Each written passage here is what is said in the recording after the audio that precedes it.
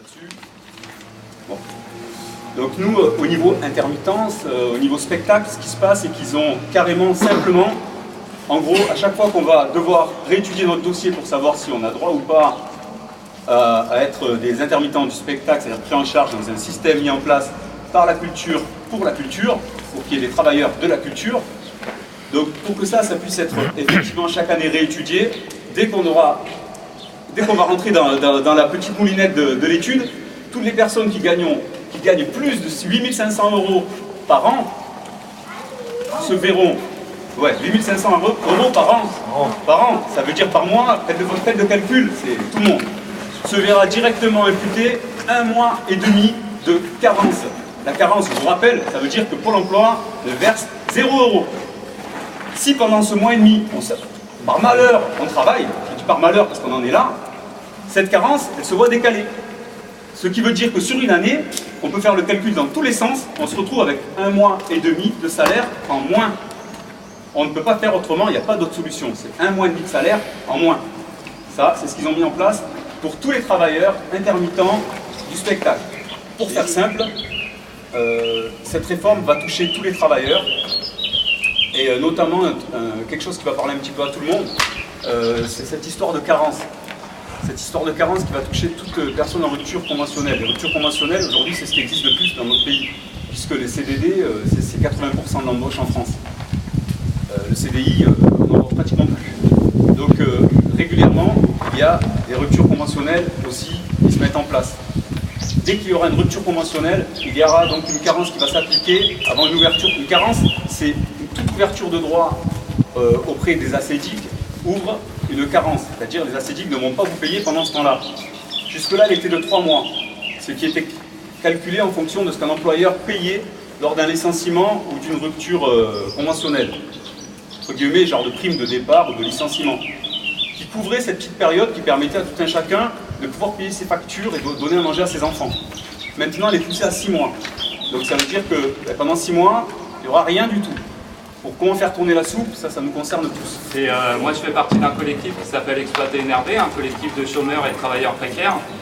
Et en fait, cette lutte, elle est contre toute la réforme de l'UNEDIC, qui sont, comme il l'a dit, ce sont des vraies attaques contre les chômeurs, contre les précaires, contre les intermittents, contre les intérimaires. Et en fait, c'est pas seulement ça, ça fait partie d'une politique générale du gouvernement. C'est une politique d'austérité qu'ils sont en train de mettre en place à travers cette réforme de l'UNEDIC, mais aussi à travers le pacte de responsabilité, les mesures que Valls est en train de mettre en place. C'est 50 milliards qu'on va donner au patronat, et il faut bien les prendre quelque part. On est en train de les prendre dans nos poches à nous, dans la poche des chômeurs, dans la poche des travailleurs, et des intermittents et des intérimaires.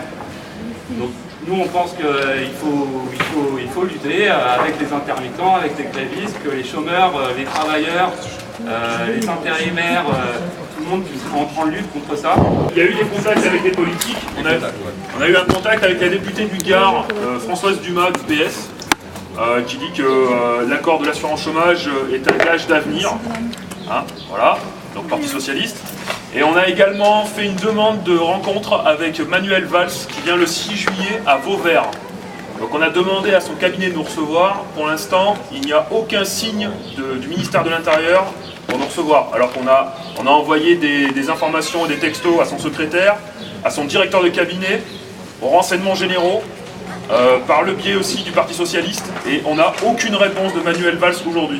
Dans les repas de famille, je me rappelle encore de mon père qui parlait avec envie, il parlait de politique, il parlait de syndicalisme, il parlait de plein de choses. Aujourd'hui, dans les repas de famille, ça existe quasiment plus. La politique, elle a sa place, je sais pas où d'ailleurs, elle n'existe même plus dans les maisons, on n'en parle jamais. On n'a jamais envie, on n'a plus rien qui bat dans nous. Quand on pense à politique, on pense juste à escrocs, menteurs, langue de bois. On est tous écœurés. On est écœurés, ils nous représentent pas, ils sont pas absolument pas représentatifs de... On n'a plus envie, mais on a tous des gamins, on les balargue là-dedans.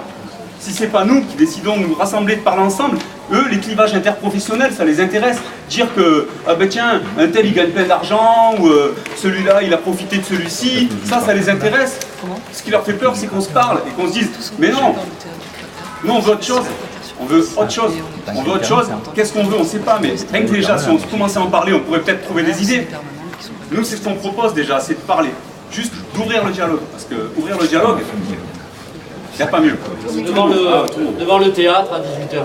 Et comme ça qu'on se nourrisse un peu de tout le dialogue qu'on peut avoir, de toutes les réflexions de chacun. Quoi. Mais on a besoin de vous, quoi. On a vraiment besoin de vous. Et si vous avez des gens à inviter, n'hésitez pas. Et voilà. Plus on sera nombreux, plus il y aura d'idées, plus il y aura de débats, de choses intéressantes. Et c'est comme ça qu'on trouvera des solutions.